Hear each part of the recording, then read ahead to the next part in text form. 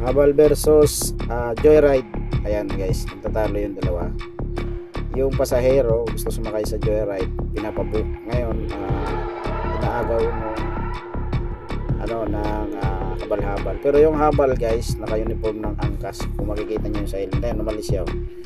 Nagtatalo na sila dalawa dyan. At tapos tumawag pa siya ng kakampi, ayun, papalapit na yung isa. Nagtatalo sila. Ngayon, sa tingin ko matigas din to si Pops, itong Joyride. Hindi na nila basta-basta kaya. Sindakan kasi yan eh. Pag nasinda ka, wala, talo ka. Hindi nila kayang basta sindakin yung Joyride. So ayun, continue silang dalawa. At saka yung pasahero, ayaw yung pasahero sumakay dun sa habal-habal.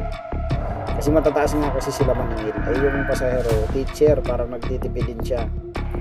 Ako nga unang pinagtanungan yan. Kasi sabi ko, ma'am, meron ako ibang way na pupuntahan. Kasi pa way na rin ako pupunta ng trabaho.